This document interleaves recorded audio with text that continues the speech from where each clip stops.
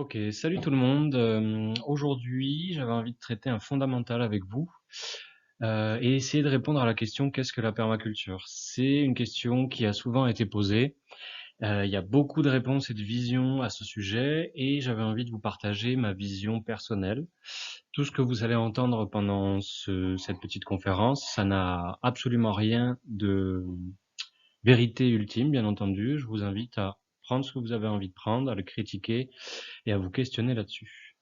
Je vais vous lire tout ça sous la forme d'un PowerPoint. C'est une conférence que j'ai déjà donnée dans d'autres cadres et voilà, j'avais envie de la partager avec vous aujourd'hui.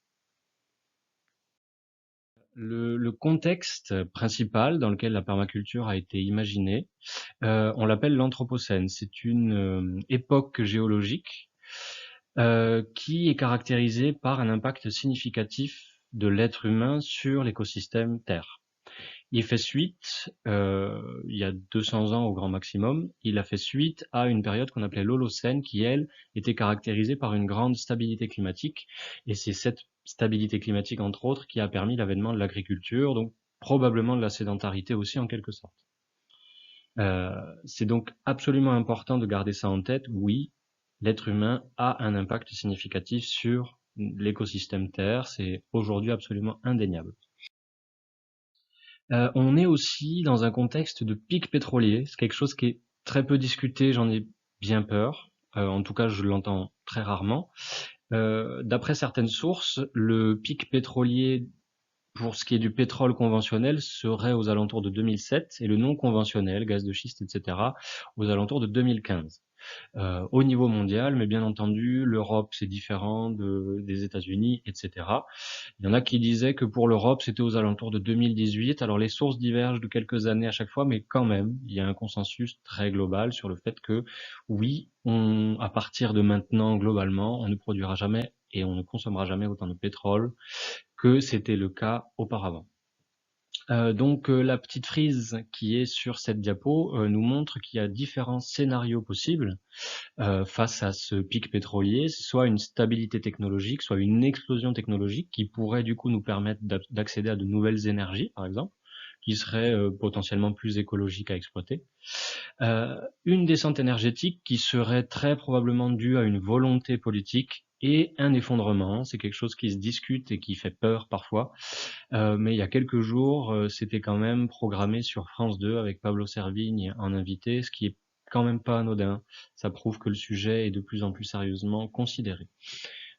Juste pour info, un Français, d'un point de vue de sa consommation d'énergie, consomme aux alentours de 4 à 600 esclaves énergétiques. C'est-à-dire que dans un litre de pétrole, je crois qu'on a 7 ou 8 personnes, 7 ou 8 hommes adultes qui travaillent pour une journée en équivalent énergie dans un litre de pétrole. Bon, on est à moins de 1,50 € le litre, je vous laisse quand même imaginer là le pouvoir qu'on a aujourd'hui à notre époque, avec si peu d'argent, finalement, le plus pauvre d'entre nous, il vit probablement comme un sultan de l'époque, quoi, hein, d'un point de vue du confort énergétique. Euh, le constat qui est lié à ce contexte, etc., pour ce qui est de notre forme de civilisation, c'est que nous sommes dépendants aux énergies fossiles dans le secteur de l'agriculture, de la santé, loisirs, alimentation, etc., etc. Et pour tous les autres matériaux, et y compris les matériaux qui nous permettent de construire des solutions renouvelables, comme l'éolien, le photovoltaïque, etc., on a besoin de ces énergies fossiles. Pour le nucléaire, qui aussi fonctionne aux énergies fossiles, mais qui est considéré comme un peu plus propre par certains, on a besoin du pétrole pour l'entretien de ces infrastructures, pour l'acheminement du minerai, pour sa transformation, etc. Donc notre dépendance aux énergies fossiles pour notre civilisation, elle est quasi totale. Euh, et comme je disais tout à l'heure, par rapport au fait que dans un seul litre de pétrole, il y a beaucoup d'énergie, ça nous mène vers une forme d'abondance qui est apparente, mais du coup, il y a une grande fragilité derrière tout ça, puisque nous dépendons pour nos activités primaires de ces énergies fossiles qui, par essence, ne sont pas renouvelables. Donc, on va nécessairement, mécaniquement, vers une forme de diminution de la disponibilité des ressources. Pour ce qui est des alternatives énergétiques, eh ben là, c'est comment dire, c'est pas très folichon ce que je vais vous dire, mais en gros, le renouvelable, si on devait continuer la consommation humaine telle qu'elle est aujourd'hui, on aurait sûrement beaucoup de mal à assurer la demande. Je vous donne cet exemple-là, dont les sources sont en dessous du diapo. Pour construire une éolienne, il faut 600 barils de pétrole, quasiment 100 000 litres. Donc c'est quand même gigantesque ce qu'il nous faut.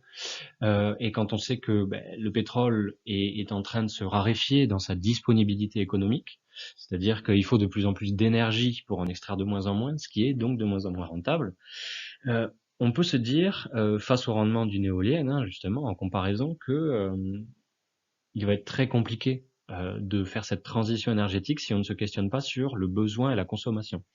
Bon, le nucléaire, pic d'uranium vers 2069, ça veut bien dire ce que ça veut dire. C'est que si la technologie reste la même, et donc la consommation, on ne pourra pas indéfiniment assurer nos besoins énergétiques.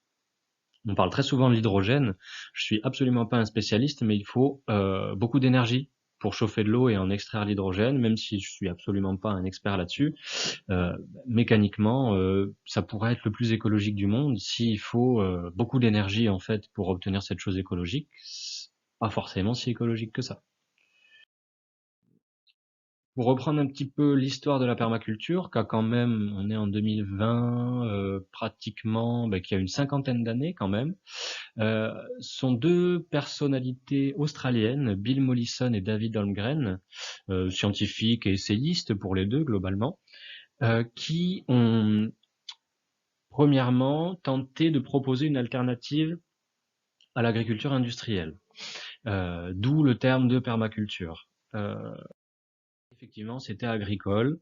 1978, sortie du premier livre Permaculture 1, qui parlait beaucoup de passer d'une agriculture conventionnelle dépendante des énergies fossiles et potentiellement destructrice pour les écosystèmes à une agriculture respectueuse. Très peu de temps après, avec Permaculture 2, ils sont passés à quelque chose de l'ordre du design agricole pour justement essayer de concevoir des structures, des lieux, des systèmes agricoles qui respectaient un certain nombre de principes et qui permettraient une adaptabilité écologique, je dirais, à nos systèmes de production.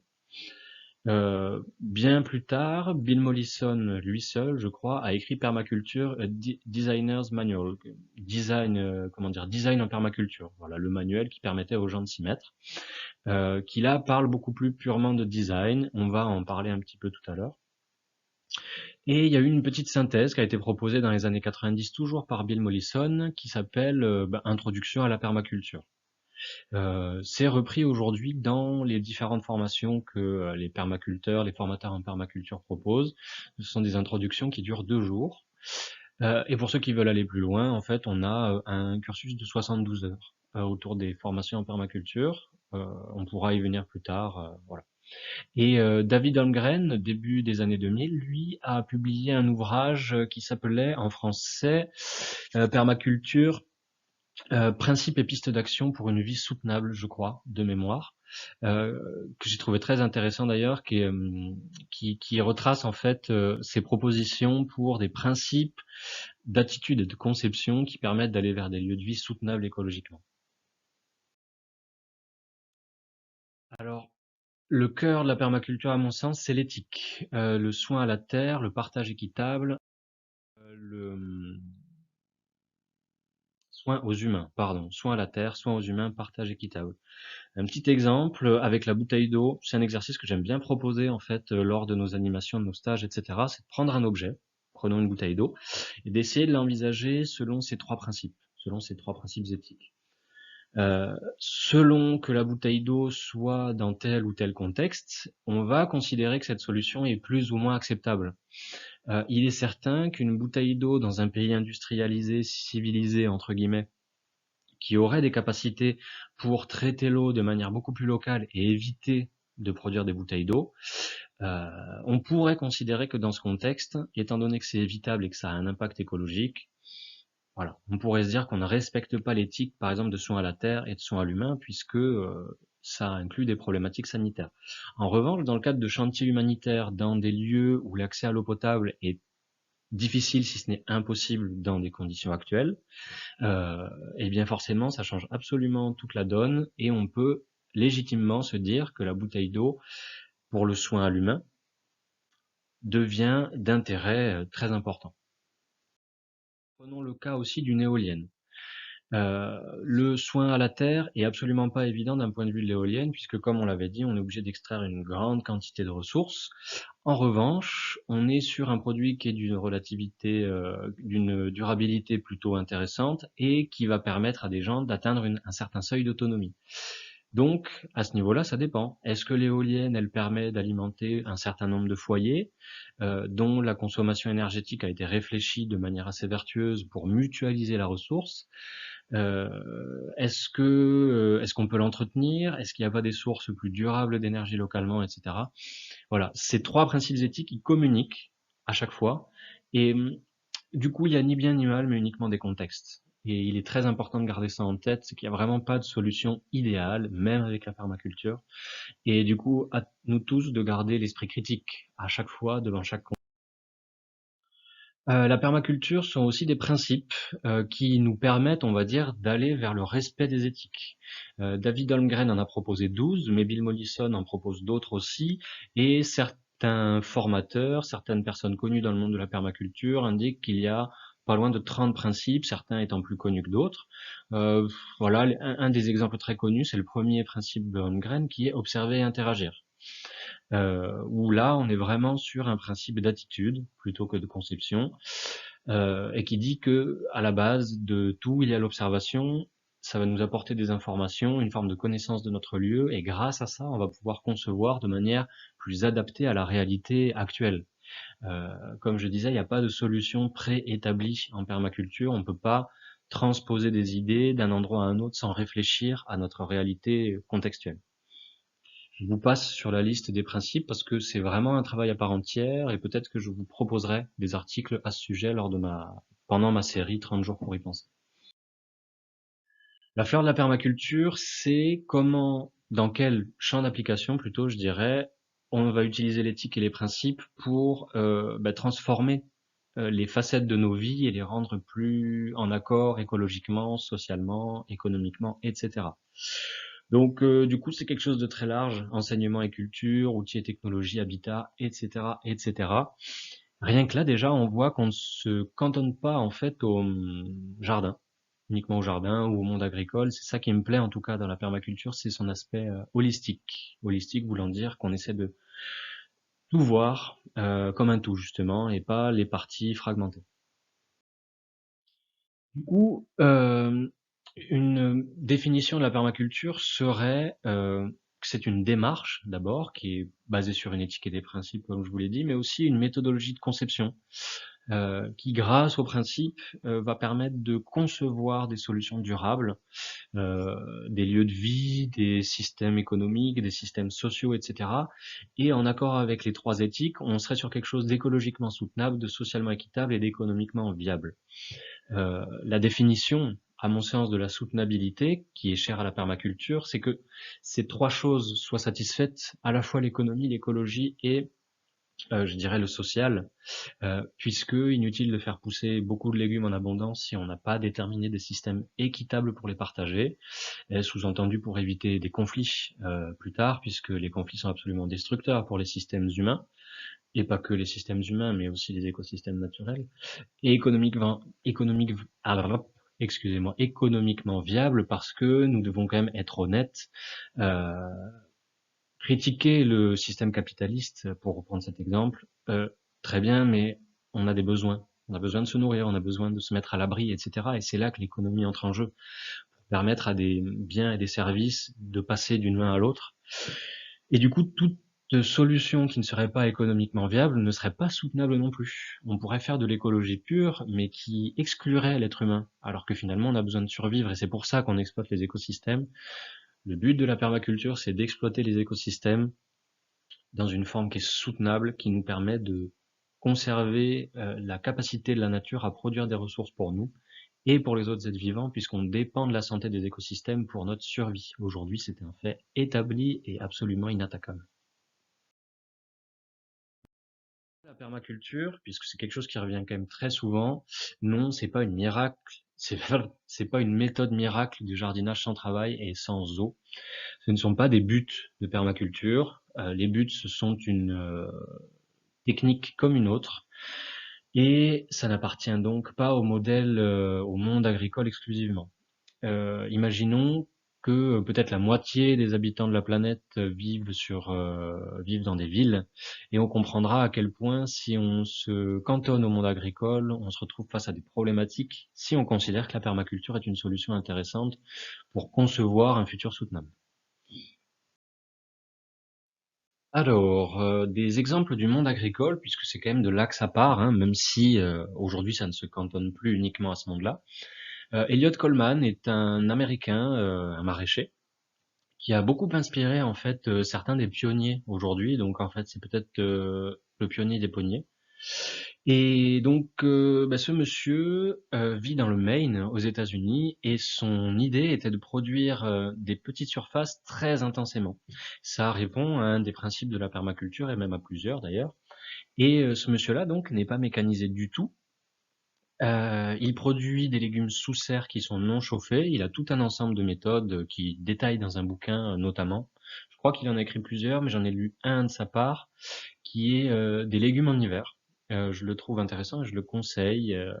On voit sur la photo d'ailleurs un peu un des un des piliers de son système de production, c'est vraiment de faire très très très intense sur de très petites superficies. Et ben là, son avantage concurrentiel par rapport au monde mécanisé, on va dire, c'est la capacité de l'humain à faire des très petites choses soignées.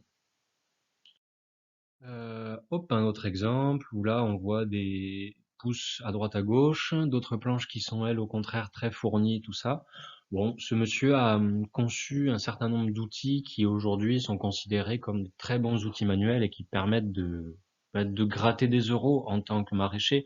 Et dit autrement, ça permet de faire pousser plus de légumes sur la même superficie, ce qui est hautement écologique. Plus on arrive à assumer des fonctions sur une surface donnée, eh ben forcément plus c'est écologique, moins besoin de bétonner, plus de place pour les surfaces naturelles, etc.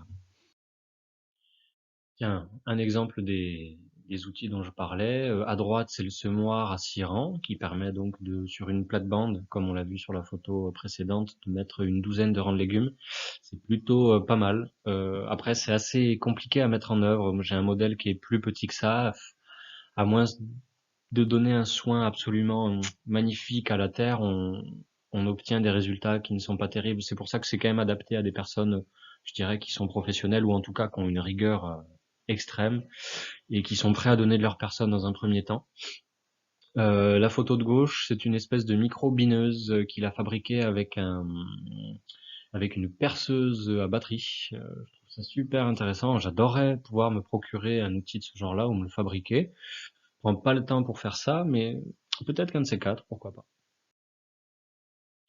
Sepp Holzer, qui est un Autrichien, me semble-t-il, s'est fait connaître mondialement au niveau de la permaculture pour le terrassement en fait d'une montagne dont il était propriétaire. Alors bon, j'appelle ça une montagne, je suppose que c'est une propriété, bien entendu.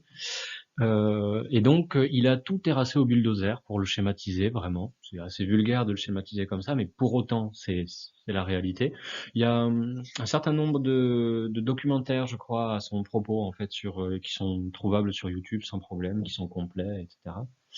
Et ça donne des résultats qui sont quand même assez fascinants. Il se retrouve, par exemple, à faire pousser des cerisiers dans cette région-là, alors que vraisemblablement ça pousse très très mal là-bas, probablement même inconnu en fait du public. Et en tout cas, la photo que je vois ici, je la trouve très belle. Ça invite à essayer des choses du genre, en tout cas.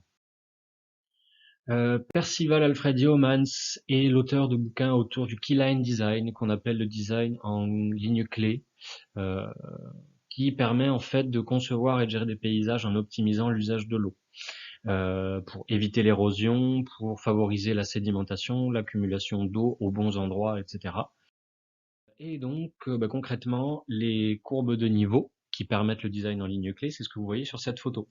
On pourrait, une image qui est très connue, c'est celle des rizières en Asie, qui sont basées sur ce principe-là. Ça permet à l'eau en fait de rester dans les fossés et de cultiver soit les fossés, soit les crêtes, selon ce qu'on recherche à faire. Et ce que ce système permet, en fait, c'est d'éviter l'érosion et de permettre une accumulation beaucoup plus rapide des sédiments, de la matière organique, etc. Ça fait plus d'eau pour la pousse, ça fait l'accumulation chaque année de la matière organique, et ça permet donc d'exploser le mythe selon lequel il fallait une centaine d'années pour produire un certain nombre de centimètres de matière organique et de terres arables, etc. Aujourd'hui, les personnes qui pratiquent ça, et il y a des millions d'hectares dans le monde qui sont conçus et entretenus selon ces modèles-là, ont réussi à prouver qu'en 25 ans, ils obtenaient le résultat qu'on croyait avoir besoin de 100 ans pour produire. Là, on voit de manière un peu plus détaillée ce qu'on appelle des baissières. Ce sont des fossés en fait qui sont creusés, qui sont dimensionnés d'une certaine façon. Selon les courbes de niveau, ça veut dire qu'à chaque point de la courbe, on est perpendiculaire au sens de la pente. Vu que le but, c'est de récolter l'eau au lieu de la laisser s'échapper à cause de la gravité du ruissellement. Et donc bon, il y a des calculs qui sont faisables pour éviter que la baissière déborde, puisque quand l'eau déborde, on se retrouve à nouveau avec de l'érosion, avec une perte de matière organique, etc. Tout ça est super intéressant, et c'est pour ça que finalement les terrains en pente qui n'ont pas trop de valeur en termes d'euros quand on les cherche sur le bon coin, etc. À mon sens, en fait, ils ont beaucoup de valeur. C'est simplement qu'elle est peut-être trop peu considérée. Et ça, c'est un exemple de sous-soleuse, je crois que l'outil s'appelle, qui permet justement de réaliser en fait au niveau du sous-sol euh, de faciliter l'infiltration de l'eau dans le futur grâce à cet outil. Et on suit des courbes de niveau. Cette photo et cet outil-là prouvent qu'on peut être mécanisé et quand même être en lien avec des principes écologiques. C'est-à-dire que les personnes qui font des hectares entiers de culture sur la base de ces principes de courbe de niveau, ils peuvent le faire de manière mécanisée, et ça aura probablement un intérêt écologique puisque les paysages vont se transformer beaucoup plus rapidement et on casse la tendance à l'aridité que provoque l'agriculture classique pour revégétaliser de manière beaucoup plus abondante et rapide. Derrière la permaculture, il y a des influences qui sont modernes, puisqu'on l'a vu, hein, Yeomans, ça date, je crois, des années 60, mais on a des influences plus anciennes aussi. L'exemple que je vous montre ici s'appelle les Chinampas. J'ignore absolument d'où ça vient. Je présume que c'était d'Amérique latine, vu le nom. Et il s'agissait un petit peu comme on l'a vu tout à l'heure, mais de manière encore plus extrême, de profiter de creuser des fossés pour avoir de l'eau et de cultiver quasiment sur des îles, en quelque sorte. Le Bec et Loin a reproduit ce principe dans une certaine partie de son design. En plus de donner des photos aériennes magnifiques, ça permet d'avoir une ressource en eau beaucoup plus facile d'accès, de créer des biotopes aquatiques qui vont permettre de stabiliser nos écosystèmes jardinés, puisque la vie aquatique, les mares, etc., permettent, s'ils sont bien gérés, de multiplier la biodiversité dans nos jardins et nos mondes agricoles. La, la version maquette que je trouve super fun à regarder, où on voit quand même qu'apparemment déjà à l'époque, on avait une gestion des animaux dans nos différents systèmes agricoles, puisqu'on voit quelque chose comme des canards apparemment, peut-être des oies. Il y avait peut-être aussi une forme de monoculture qui s'installait quand même, ou en tout cas une gestion un petit peu rationalisée de tout ça, puisque je vois sur la photo que on a à gauche quelque chose qui ressemble à du maïs uniquement. Sur l'îlot du milieu, on a 3 voire 4 cultures différentes, etc., etc. Sans parler de monoculture intensive, bah, il semblerait que ils s'économisaient d'un point de vue de leur énergie en mettant sur les mêmes mètres carrés, ou en tout cas dans les mêmes plates-bandes, les mêmes légumes. Et là, une photo, un système réel qui prouve que bah, potentiellement, vu que la photo est en couleur, etc., c'est un système qui a encore cours aujourd'hui, ou alors peut-être qui a été remis au goût du jour. Pour continuer sur les influences anciennes, alors là on a un classique qui est très connu dans le monde permacole, c'est la milpa, qu'on appelle les trois sœurs aussi, et qui consiste à cultiver en même temps, c'est-à-dire des fois à plusieurs semaines d'intervalle, mais globalement dans la même saison de culture, du maïs, du haricot et de la courge. Alors bon, il y a des petites, comment dire, des petites alternatives à tout ça. À la place du maïs, des fois, on met le tournesol. En fait, le tournesol va servir de tuteur au haricot qui lui va grimper. Il va permettre aussi le maïs de donner de l'ombre à ces plantes, le haricot et la courge, qui au début auront besoin de plus de fraîcheur et d'humidité pour se développer.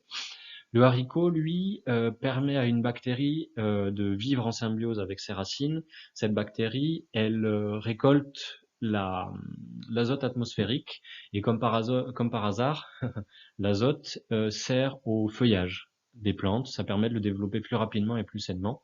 Du coup, vu que le maïs et le tournesol, ce sont des gourmands en azote, relativement, eh ben, ils vont pousser plus vite grâce aux haricots. Et la courge, elle, pour parfaire le tout, elle va, quand le soleil va devenir un peu plus violent, je dirais, dans la saison, apporter de l'ombre et donc permettre au sol de rester un peu plus frais, un peu plus humide. Et donc, il y a une réelle harmonie qui s'installe entre ces trois espèces végétales, puisque chacune va servir les autres, tout en étant servie par les autres. C'est vraiment un des principes de la permaculture, c'est que on essaie de chercher les synergies entre les éléments dans nos systèmes pour faire en sorte de moins travailler tout en ayant quelque chose de plus sain pour tout le monde. Je pouvais pas ne pas parler de Masanobu Fukuoka, qui sur la partie agricole a beaucoup influencé Bill Mollison et David Holmgren dans leur conception de ce qu'était la permaculture. Fukuoka a théorisé mais aussi mis en pratique l'agriculture naturelle. Zéro travail du sol, pas de pesticides, pas d'engrais, etc. Et dans son livre, on constate que petit à petit, il atteint parmi les meilleurs rendements de la meilleure région agricole de son pays, qui était le Japon. Son œuvre majeure s'appelle La Révolution d'un seul brin de paille, et c'est une introduction en fait à sa méthodologie de travail. Il va un petit peu plus loin dans son bouquin L'agriculture naturelle, notamment, et donc lui respecte certains principes un principe de permaculture qui serait d'essayer d'obtenir le plus grand résultat du moins d'efforts possible. Et ce monsieur n'était pas mécanisé et pourtant il obtenait des rendements en tonnes à l'hectare qui étaient absolument faramineux.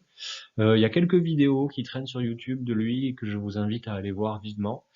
On n'y comprend rien forcément puisque ce monsieur parle japonais, mais néanmoins on voit quelque chose d'intéressant qui est l'enrobage des graines dont je parlerai peut-être dans ma série 30 jours pour y penser et qui me semble quelque chose de très prometteur aujourd'hui encore pour concevoir des systèmes beaucoup plus durables. Là, on le voit justement sur cette photo jeter des boulettes d'argile dans lequel en fait il y a des graines. Je ne sais pas ce qu'il met là, soit c'est du riz, soit c'est de l'orge à mon avis. Et pour continuer dans le monde agricole, aujourd'hui on voit beaucoup de forêts-jardins qui sont justement des systèmes qui vont étager en fait différents styles de végétaux pour créer des harmonies. Puisqu'effectivement dans une forêt, qui est quand même en général beaucoup plus productive qu'un champ, en termes de biomasse à l'hectare, donc potentiellement de nourriture et en tout cas de fertilité, on a différents étages qui fait que eh ben, chaque étage va créer ses propres mœurs. Ce n'est pas pour rien qu'on a certaines espèces végétales de sous-bois qui gardent leurs feuilles toute l'année. Parce que quand les étages les plus hauts, les hautes futaies vont perdre leurs feuilles, eh bien, on va se retrouver avec des plantes qui, elles, les ont gardées pour faire de la photosynthèse dans les mois moins propices de l'année, mais avec moins de concurrence. Et voilà, c'est comme ça que le monde végétal, mais le monde animal aussi, s'organise. C'est en essayant de limiter la concurrence et d'essayer de trouver des niches écologiques propices au développement de chaque espèce. L'agroforesterie, dont on a des exemples en Hérault, je crois à Restinclière. Il y a un bouquin qui a été écrit, je crois, par un auteur qui travaille pour l'INRA, qui est très intéressant, qui s'appelle Agroforesterie, des arbres et des cultures. Et sur cette photo, il semblerait que ce soit des rangées de peupliers avec probablement du colza au milieu, peut-être de la moutarde, mais je présume plutôt du colza. Bon, en plus d'être assez esthétique quand même, des parcelles de ce genre-là, même si on est sur quelque chose de très linéaire, on a quand même toutes les preuves aujourd'hui du bien fondé de cette démarche-là, notamment dans le cadre d'une agriculture mécanisée toujours. Toujours les courbes de niveau de tout à l'heure. Alors là, on a l'impression, vu les couleurs de la photo, que c'est quelque chose de relativement aride, mais vraiment le principe derrière tout ça, c'est de transformer quelque chose d'aride en quelque chose de luxuriant. Il n'y a pas de... On sait très bien aujourd'hui que on peut végétaliser des déserts. Comment on appelle ça, bah, j'ai oublié le nom, mais je suis sûr que vous voyez de quoi je veux parler. On a déjà de la documentation en fait du retour d'expérience très moderne sur les oasis, voilà, dans le désert, pour reconcevoir des oasis de ce genre-là. C'est un peu rassurant, je trouve quand même, vu qu'on vit dans un pays qui est de climat tempéré. Ça prouve qu'on a quand même des marges de manœuvre et de l'évolution pour aller vers des systèmes durables qui est quand même beaucoup plus haut que ce qu'on pourrait croire de prime abord. Alors là, un petit exemple dans un jardin qu'on a conçu justement sur Béziers, un jardin partagé, où on a reproduit à petite échelle ces fameuses courbes de niveau qui permettent d'éviter l'érosion. En climat méditerranéen, je trouve ça plutôt intéressant, en tout cas vers Béziers, on va pas parler de climat méditerranéen, mais plutôt de Béziers. C'est-à-dire qu'on n'a pas toujours beaucoup de pluie dans l'année, mais parfois quand on en a, sont des intempéries très violentes. Ce qui se passe du coup, c'est que le peu de pluie qu'on a fait qu'on a un sol qui est globalement sec et qui devient de moins en moins poreux avec le temps, puisqu'il y a moins de vie, moins de racines, etc. Et ben, si à ce moment-là, il y a une pluie faramineuse qui nous tombe dessus, les sols n'ont même pas le temps en fait de se regorger d'eau, etc. Et donc ça ruisselle, ça ravine, etc. Et on perd la fertilité qu'on pourrait conserver, ce qui est absolument dommageable dans une région où on en manque. Voilà pourquoi on a décidé de le faire même à petite échelle dans un jardin pour ce type de climat. Au niveau des habitats, les Earthships sont un exemple assez connu. Il y a un documentaire sur YouTube qui s'appelle Garbage Warrior que je vous invite à voir si vous le souhaitez. Je trouve plutôt intéressant. Le mec est un pirate, hein, clairement. C'est un architecte, je crois. Et l'idée était de concevoir des habitats passifs d'un point de vue énergétique, c'est-à-dire qui n'ont pas besoin d'apport extérieur d'énergie autre que le soleil, pour se réguler d'un point de vue de leur température. Donc, en gros, il y fait bon l'hiver, frais l'été, sans avoir besoin de chauffer. Tout ça grâce à un certain nombre de principes et c'est quand même principalement fait en récupération ou en matériaux renouvelables, etc. C'est une démarche que je trouve intéressante. La problématique étant que mettre ça dans un PLU, un plan local d'urbanisme de nos jours, ça risque d'être un peu compliqué. Bon courage à tous les motivés qui ont envie de mettre en place des systèmes comme ça. Je le regrette d'ailleurs que ce soit si difficile de faire écolo en fait. Un autre exemple, je trouve que ça tape la classe, quoi, des trucs comme ça. Je sais pas pour vous, mais je trouve ça très beau, très original. On voit à l'arrière de la maison que c'est semi-enterré. C'est un des principes du Earthship, c'est d'être semi-enterré au nord, puisque c'est là que les apports froids sont les plus importants. Notamment quand il y a un vent du nord. Nous, on a ça à Béziers. On a l'impression qu'à cause du vent du nord, il fait moins 5 degrés alors qu'il fait 10 degrés au thermomètre. Et c'est presque incompréhensible quand on le vit. Waouh.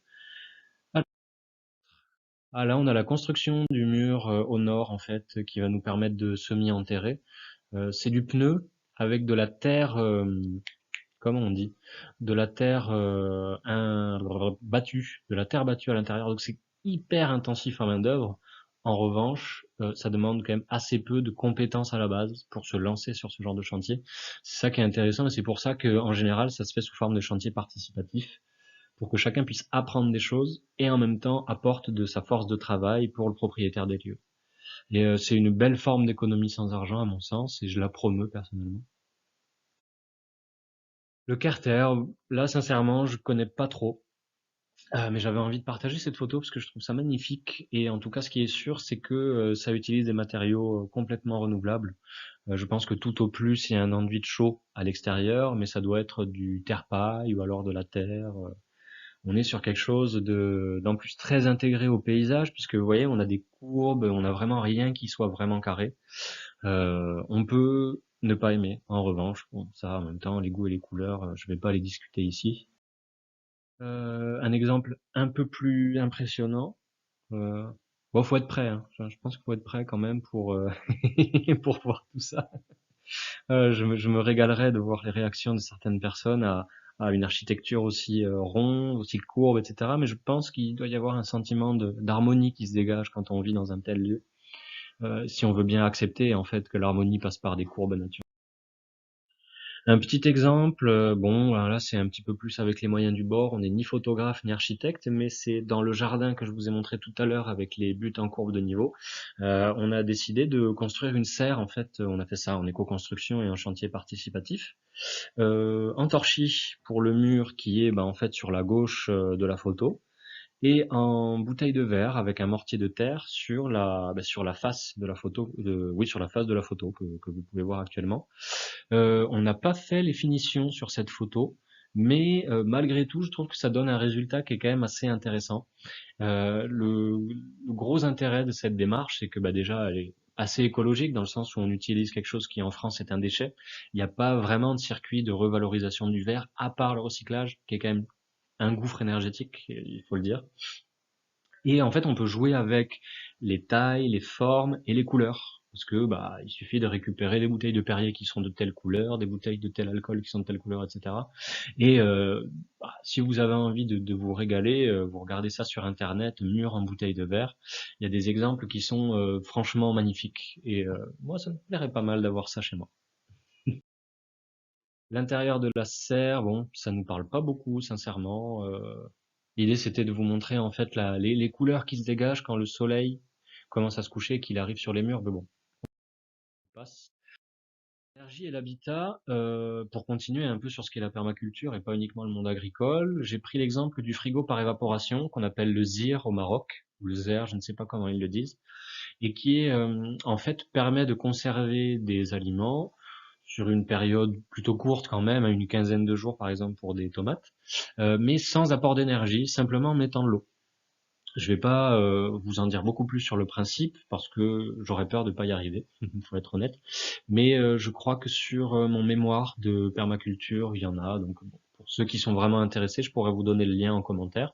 Et peut-être qu'un de ces quatre, on créera un article dans le cadre, peut-être pourquoi pas de la série 30 jours pour y penser. Gros avantage de tout ça, même si la quantité d'aliments qu'on peut garder est limitée, même si on peut pas mettre du fromage, des trucs comme ça, on peut pas mettre de la viande, ça va pas se garder beaucoup plus longtemps que ça. Sincèrement, je le dis d'expérience, avec juste 2 pots en terre cuite et un petit peu de sable, je peux garder des tomates de mon jardin pendant 15 jours à température ambiante et au bout de 15 jours, elles sont encore totalement fraîches et super bonnes à manger. Et je sais pas, tout simplement parce que l'humidité qui est régulée en fait par l'évaporation de l'eau qu'on met dans le sable de ce frigo par évaporation, euh, fait qu'il y a une gestion de l'humidité et du climat qui fonctionne mieux que dans un frigo. Alors à moins d'acheter peut-être un frigo très haut de gamme, mais c'est pas ce que j'ai en l'occurrence. Et sincèrement, je suis beaucoup plus satisfait à la belle saison par conserver mes légumes là-dedans que dans mon frigo. Le four solaire dont j'ai parlé hier pour en vidéo et la veille pour les enjeux, on va dire, de la cuisson solaire et pourquoi on devrait adopter ça. Donc, je vais pas en dire plus ici. Ça, c'est l'exemple un peu du four solaire commercial qui reprend le même design que celui que je vous ai présenté hier dans ma vidéo et je crois qu'il coûte une centaine d'euros. Bah, l'avantage, c'est que du coup, il permet de servir de gabarit pour les autres, pour faire des ateliers, pour aider les autres à construire leur propre four solaire, etc. Je trouve que ça vaut le coup d'en acheter un neuf si on a envie. Moi, c'est le choix que j'ai fait, j'en suis plutôt satisfait. Le vélo cargo, dont j'avais parlé dans une autre vidéo, qui me semble quand même, là, pour le coup, un enjeu absolument majeur, en fait, dans la gestion de nos déplacements, du transport de nos matériaux et de nos objets en ville, notamment. On est sur quelque chose dont la construction n'est pas anodine d'un point de vue écologique, il faut pas se le cacher, parce qu'on doit extraire des matériaux, etc. Mais on extrait 20, 30 kilos de matériaux. Si on doit comparer avec un véhicule comme une voiture qui va faire 1 tonne ou plus sans problème, et on n'est pas obligé de l'électrifier. Donc si on vit dans une ville qui est plate, dans une région qui est plate, c'est déjà beaucoup moins problématique. Moi j'ai fait le choix de l'électrifier puisque Béziers est quand même très pentu, ma pente moyenne est de 3,5% pour mon trajet quotidien pour aller au centre-ville. C'est pas bon, voilà, j'ai fait le choix. Ok, c'est très bien, j'ai pas de voiture, mais je prends un vélo électrique.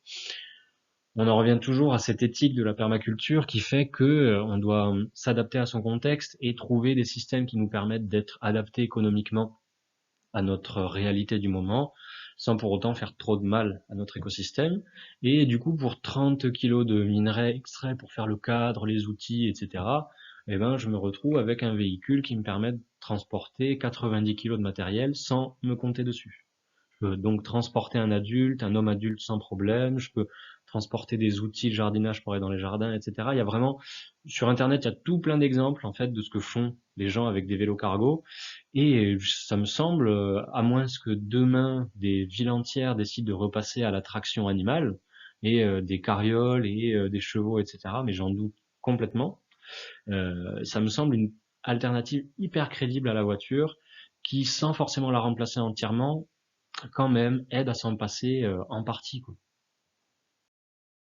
Un exemple, donc là j'étais en centre-ville avec une tondeuse pour aller entretenir un jardin. Bon, quand même, trimballer une tondeuse, c'est pas anodin, ça pèse 30 ou 40 kilos. Là, je vais faire mes courses avec un vieux caddie qui m'a été donné par une petite boutique de fruits et légumes. Là, bah, pareil, la gestion potagère ou la gestion des espaces verts, etc.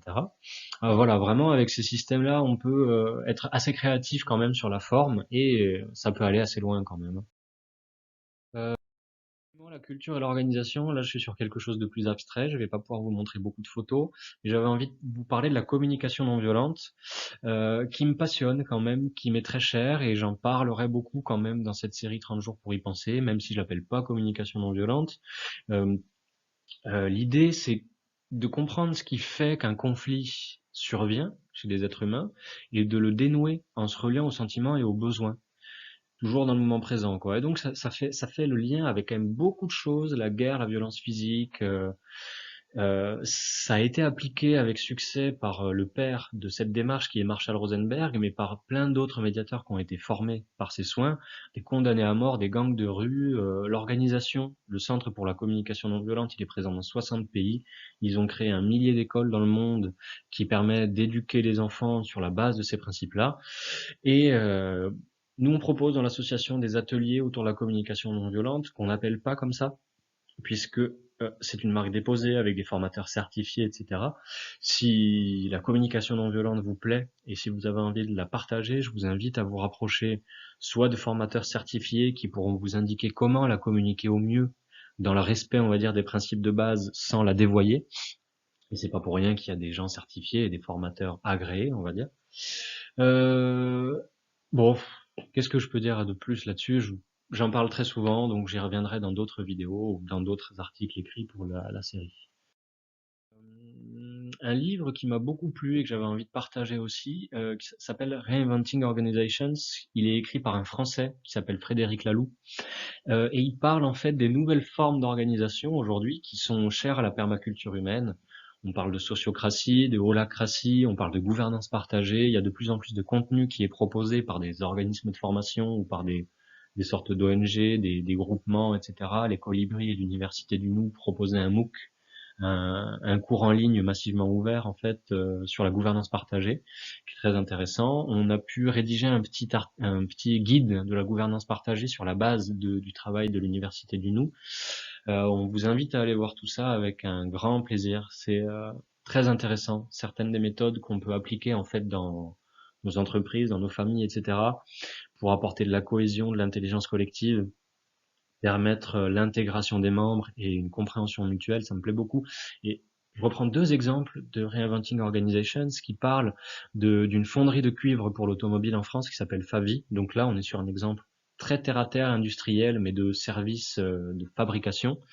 Le président de Favi a décidé un beau jour de passer en autogouvernance et de faire en sorte, au bout du bout, qu'un ouvrier puisse commander tout seul une nouvelle machine, quelle que soit sa valeur, des centaines de milliers d'euros, etc., euh, comparé avec une organisation actuelle, classique, dans lequel l'ouvrier n'a pas de pouvoir. Enfin, à mon sens, l'ouvrier a un pouvoir qui est très très limité en général dans des organisations conventionnelles. Et tout ce qu'il fait, c'est se plaindre. Hein. Sincèrement, là, je suis très très schématique dans ma façon de voir les choses, mais pour travailler encore un peu dans l'industrie, et je me rends compte que c'est pas, on est loin de pouvoir décider de commander une machine tout seul. C'est pas forcément souhaitable, mais tel que ça a été proposé par Favi, et ben le résultat c'est qu'ils ont quand même 25 ans sans retard de livraison. C'est la seule entreprise de son secteur en Europe, je veux dire, à pas avoir délocalisé en Chine. C'est la seule. Toutes les autres, elles ont mis la clé sous la porte, elles ont délocalisé et ils ont 50% de leur marché. Donc d'un point de vue business, si on doit vraiment rester dans le monde d'aujourd'hui, qui est sur le business, etc., mais au final sur une rentabilité, sur une soutenabilité économique, absolument impressionnant, ça donne vraiment envie de le lire ce bouquin, j'ai envie de le relire, ça y est, je suis chaud là. Il là concerne beaucoup plus l'humain et Bon, c'est là que je veux en venir avec le fait de réinventer les organisations, d'adopter des principes beaucoup plus naturels pour la gestion organique, je dirais, de nos entreprises, de nos associations, etc. C'est Buurtzorg, je ne sais pas si je le dis bien, des infirmiers à domicile aux Pays-Bas. C'était un pays, le Pays-Bas, qui était connu quand même pour avoir des résultats de satisfaction d'un point de vue des infirmiers à domicile qui étaient assez mauvais. Et en fait, ça coûte cher. C'est-à-dire qu'on mettait une pression assez importante sur les infirmiers pour qu'ils se dépêchent de faire leurs soins, ce qui diminuait la qualité du service sans forcément améliorer du coup la santé des patients, en tout cas de manière très peu significative. Et l'actuel patron de Buurtzorg a choisi de réorganiser, il a proposé quelque chose de tout nouveau, euh, des cercles autonomes d'une dizaine de personnes, je crois que c'est 12, pas plus de 15 en tout cas, qui s'occupent vraiment de leur cercle. Ils font ce qu'ils veulent en quelque sorte. L'essentiel, c'est qu'ils puissent assurer leur service comme ils le souhaitent. Et donc, ces personnes se sont organisées dans ces cercles-là. Telle personne fait le secrétariat, telle personne fait de la compta et compagnie. Ce sont quand même tous des infirmiers, donc ils connaissent leur métier. Aujourd'hui, ils sont 9000 salariés. En 24 heures, ils prennent une orientation stratégique pour toute la société. En 24 heures. Dans une entreprise de 9000 salariés d'une organisation classique, c'est des mois, voire des années pour faire ce genre de choses. Je vous raconte pas, c'est du délire.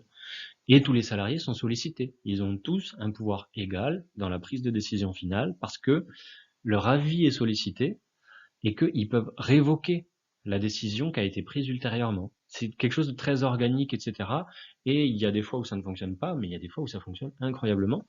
Et ça fonctionne tellement bien, et le directeur a libéré tellement de temps grâce à tout ça, qu'il forme bénévolement ses concurrents grâce au temps qu'il a libéré, parce que il a une raison d'être en fait. L'entreprise a une raison d'être qui est gravée dans le marbre, qui est inscrite, et tout le monde s'organise autour de cette raison d'être. On n'est plus sur simplement une volonté de profit, du genre ah on va faire ça parce que le secteur est porteur, etc. Non, on fait quelque chose parce qu'on y croit, parce qu'on sait que c'est utile, le reste suivra. Et bah, clairement, ils explosent tous les records en termes de service client, plaisir du salarié, rentabilité, etc. Je ne me souviens plus des indicateurs précis, mais si on reprend les indicateurs du Pays-Bas, de la sécurité sociale du Pays-Bas, etc., ils font faire des économies faramineuses de l'ordre de 30%, je crois, à tout le pays, d'un point de vue de la gestion des infirmiers à domicile. Ça me semble complètement impressionnant.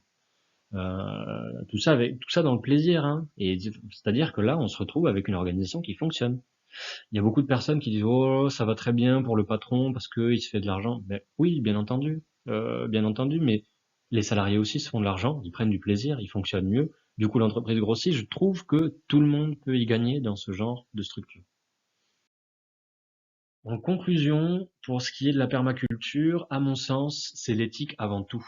Soigner la terre et la nature, soigner les humains et partager équitablement, sous-entendu l'abondance, puisque l'idée est de petit à petit créer l'abondance, vu que soigner la nature, elle nous le rend bien. Et donc les trois en même temps, hein, pas un tout seul. C'est ce qu'on disait tout à l'heure sur les éthiques, c'est vraiment important. C'est pour ça que c'est un diagramme de Sven. Je ne sais pas si vous vous souvenez, ces trois cercles qui communiquent. C'est bien parce qu'ils communiquent. C'est au centre que le mieux se trouve, le cœur de la permaculture. Au-delà de cette éthique, donc, c'est une démarche de conception et de vie. Il est important pour moi de vous dire que je la trouve applicable à toute échelle et à tout domaine. Pourquoi ne pas imaginer redesigner des villes entières pour y intégrer tous ces principes et pour aller vers une soutenabilité, une équité sociale, un bien-être, un épanouissement, une durabilité. Bon, je pense que c'est quand même pas mal. Ça m'a pris quasiment 1 heure de vous présenter tout ça. N'hésitez pas à me dire si le format vous a intéressé. C'est beaucoup plus facile pour moi de vous présenter un format comme ça. C'est moins coûteux en énergie que de faire un montage vidéo absolument incroyable. Déjà que je suis pas bon à ça, en fait, ça fait que quelques jours que j'apprends dans le cadre de la série 30 jours pour y penser. Et vu que je fais un article par jour, sincèrement, j'ai un peu besoin d'efficacité. Voilà, je vous invite à aller discuter de tout ça sur les réseaux, Facebook, YouTube, notre site internet, etc. On se retrouve demain pour un prochain article et en attendant, je vous souhaite une très belle journée. Salut, salut!